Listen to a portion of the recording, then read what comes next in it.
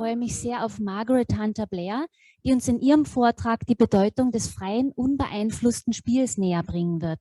Außerdem stellt sie uns die Arbeit von Play Scotland vor. Sie ist die Geschäftsführerin dieser Organisation, die sich für mehr Spielräume für Kinder und Jugendliche in Kindergärten und Schulen einsetzt. Sie brachte sich in Kampagnen und gesetzliche Novellierungen ein und wirkte an Publikationen mit. A very warm welcome to Marguerite Hunter Blair, who join us now live from Scotland. Guten Morgen, everyone. I hope you can hear me. Yes, we can hear you. Thank you. I'm delighted to be here this morning to talk about the importance of outdoor play for children's health and well-being. I have to confess my German is not very good, so I couldn't really follow what the previous speaker was saying, but I absolutely loved the beautiful images in the presentation. Very cheerful on a Saturday morning. So I'm going to chat to you a bit about what is happening in Scotland and why play is so important for children's development. I have 4 sections to my presentation, and I'm going to start with an introduction with what's happening in Scotland. So this lovely picture is of our Children and Young People's Minister, Claire Hockey, and she is very supportive of quite a lively and authoritative and well-respected play sector in Scotland. We have funding from our government, and we have a play strategy, vision and action plan, which is currently under review, and we're going to launch the new version this time next year. We have policies in place for play pedagogy in early learning, and we have legislation in planning for joyful spaces, designing spaces that allow people to feel included and feel positive towards being playful. So this is a fantastic advancement in Scotland, this notion of joyful spaces. We have children's rights, the United Nations Convention on the Rights of the Child, being incorporated into our laws. And we have a wonderful international conference in Glasgow next year. And at the end of the presentation, I will issue a personal invitation to all of you to attend the conference next year.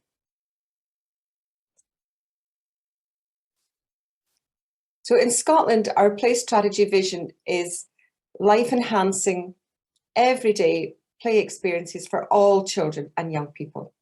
So the principles of inclusion and sufficiency are at the heart of our play strategy.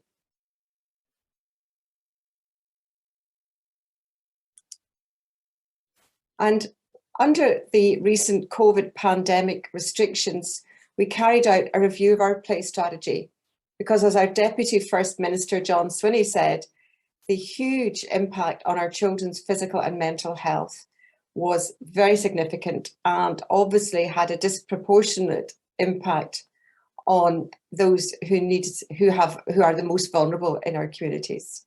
And we consulted with children and young people on this strategy, and we came up with 8 recommendations, which was around the inclusion of all children, not 80% or 90% or 98% of children, but 100% of children being included in play. That we listen to what children say and then we do something about it.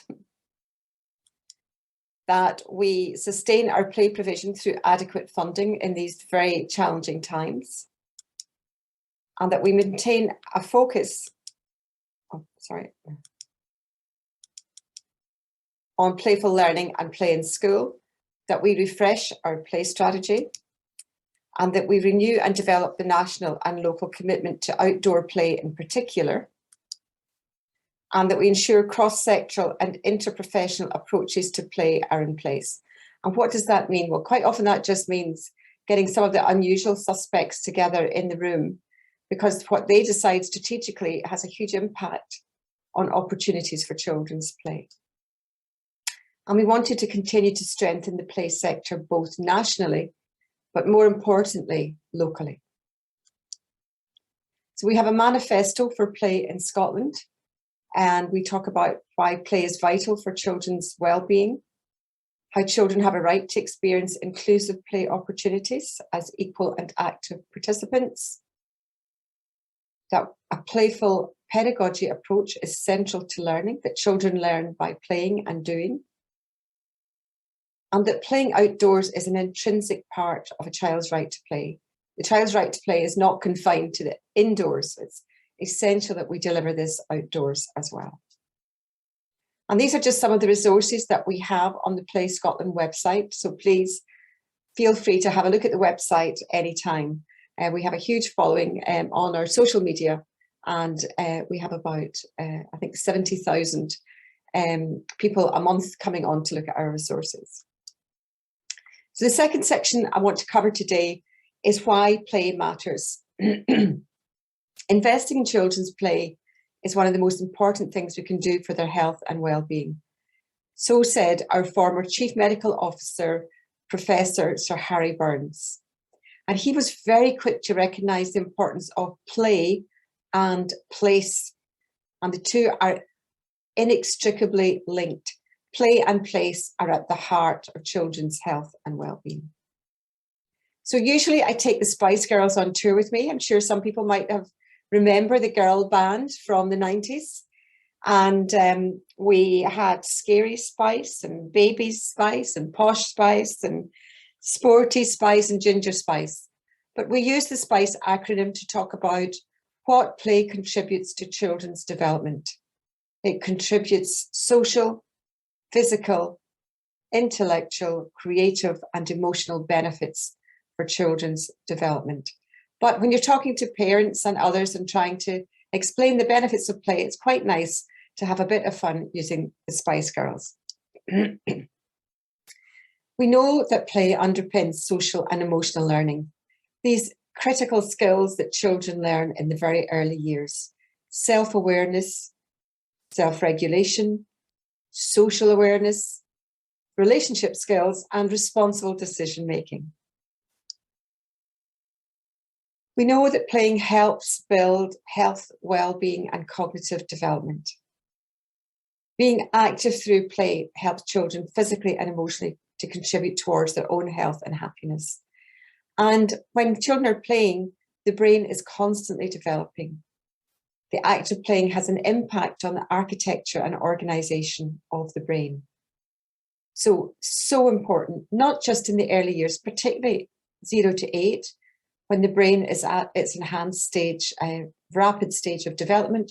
But as we all know, the brain never stops learning. So it's really important that we play all the time.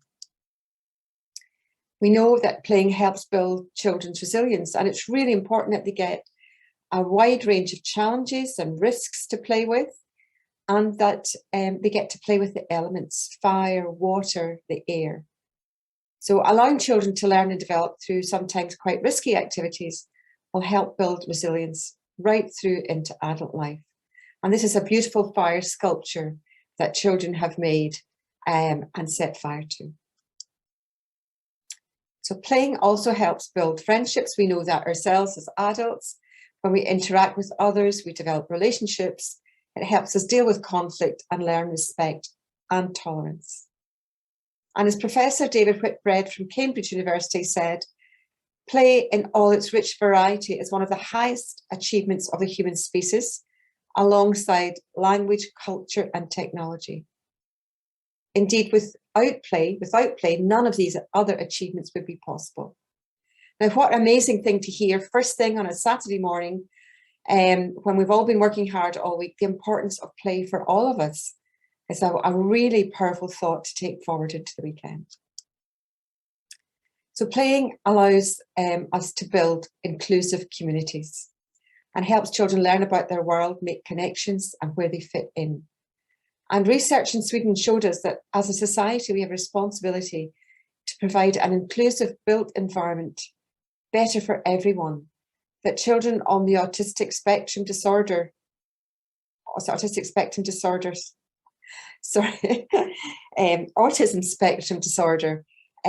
research in Sweden showed that when we don't have these inclusive environments, there can be up to 15 years difference in lifespan. So that's quite shocking. That's a generation.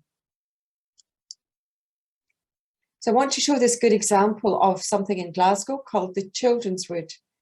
This is a community asset transfer project. So it's been handed over to the ownership of the community for 25 years because it was found that the community could provide better benefits than the local public authority. And what goes on here is intergenerational learning adventures. There's space to play freely, but there's also a forest school. Excuse me. There's 26 local schools and nurseries use the land for outdoor learning and loose parts play because they don't have particularly good playgrounds. There's teachers training goes on. There's community gardening and beekeeping, mental health workshops, community storytelling and drama. And these images show one of the children presenting our Queen Elizabeth II, whose Platinum Jubilee it is this year, presenting her with a jar of honey that they made on site. So we know why play is important, and we know that children need to play to survive and thrive, but increasingly children in Scotland, and I think across Europe, are more indoors, more sedentary, more supervised. They have poor physical literacy and strength. They tend more to be overweight, and we now have life expectancy stalled in Scotland.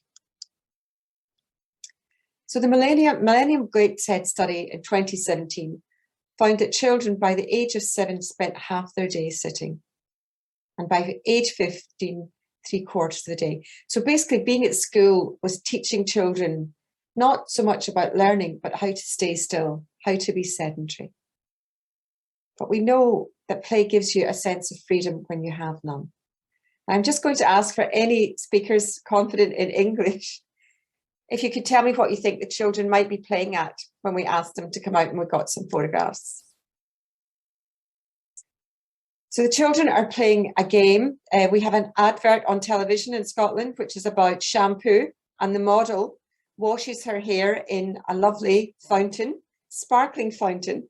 And this is the Scottish version of the sparkling fountain, with our children washing their hair actually in muddy puddles rather than a sparkling fountain. But this freedom to play and be playful, it's a wonderful, joyous thing. This is what play is really about. So the third part of my presentation is about culture change and play pedagogy. So we start with the early years pioneers in previous centuries, where we had Malaguzzi, who talked about children being the environment being the third teacher of children. Piaget talking about environment and play encouraging cognitive and language development. Vygotsky, play contributes to language and self-regulation. Freible, in 1837, developing the first kindergarten, telling us then that play and the outdoor garden, space and light are fundamental to child development. And the Reggio Emilia approach, focusing on the competent child, not the child being incompetent, but building on the competent child. And so we've had a challenge in Scotland to change the culture of our regulators, to persuade them the benefits of dynamic risk-benefit assessment, looking at the competencies of our staff, our professional staff, and weighing up the benefits of these risks against the hazards available, but also the risk of not doing it for children's development. We need to expose our children to a wide range of play opportunities. And in Scotland, realising the ambition is about putting this play pedagogy environment into practice in early years. And at the root of that is creating interesting spaces and environments that inspire children to want to learn, to be curious and creative. Being curious and creative is what learning is all about. It's not sitting at a desk. And play pedagogy puts play experience as central to learning, gives pupils flexibility to find their own solutions, and to foster learning about themselves and others. This is what true learning is all about. So the final section, I want to tell you a wee bit about what we've been doing in Scotland for our Playful Schools movement. So we know that children learn when they are playing, and that bringing more play into the school day using loose parts helps to foster this curiosity, which is at the heart of motivation to learn. We have a wealth of resources on our website to support the transitions from nursery into school, focusing on bringing parents into this journey. It's not just up to the teacher. Parents need to understand about well-being, literacy and numeracy, and how to support that in the home as well in the school. We carried out an action research project in 2020 to show that despite COVID, and it was really important that children have continued exposure to free play opportunities, loose parts play. This was at the heart of the recovery of their mental health and well-being. And to show that despite COVID restrictions, we could have loose parts play. It was possible to do. And we have all that research and evaluation on our website. And that loose parts play supports children to continue to reach the key developmental milestones. Margaret? Yes? You've got 5 more minutes. Thank you very much. You're welcome. Thank you. Play Types Toolkit, talking about the 16 types of play. It's really important that children get a broad repertoire of play opportunities. And we make it easy by mapping it against our curriculum for the teachers. And these are the very 16 types of play types, which is about learning about yourself, your body, the world, and the world around you, and where you fit into that. We also have Shinari indicators in Scotland, and we have these fun characters developed with partners about how children need to be safe, healthy, achieving, nurtured, active, respected, responsible, included. And these indicators we then take into the early years settings. And I'm going to show a short film just now about how the children have taken the learning about these indicators, and they've got a little character called Shinari Calamari. And they're going to take Shinari Calamari off to the beach and look after him for the day. I'm going to try and start my film.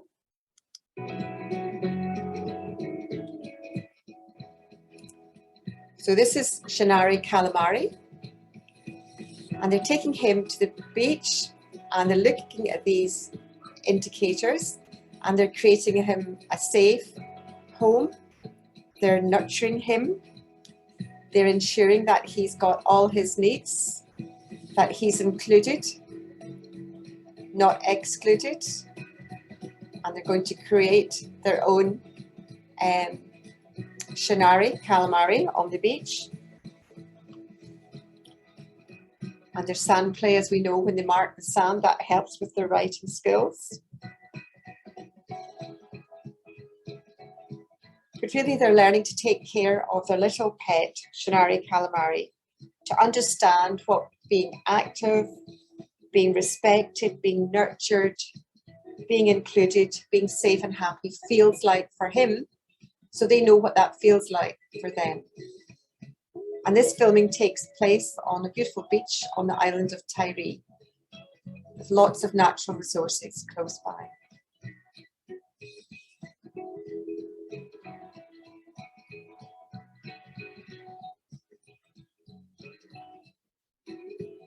Obviously, healthy food is so important as part of the nurturing and healthy looking after for everyone.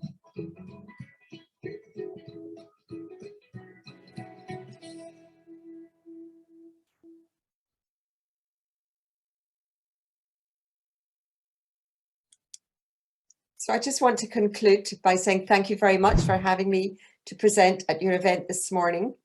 And I would like to invite each and every one of you and all your friends to come and join us next year in Glasgow between the 6th and 9th of June for the 22nd International Play Association Conference, a world conference which will be hosted by Play Scotland, IPA Scotland and many others. And we would love you to come and join us in Glasgow this time next year almost, to have some fun and playful times. Remember how important play is for children and young people, and don't forget to keep play in your own life. Play is critically important. We should be playing for our entire life, because it's important for our brain development, not just for children and young people. So I hope you have a very playful conference, and thank you for including me this morning in part of your conference. Thank you now, and goodbye.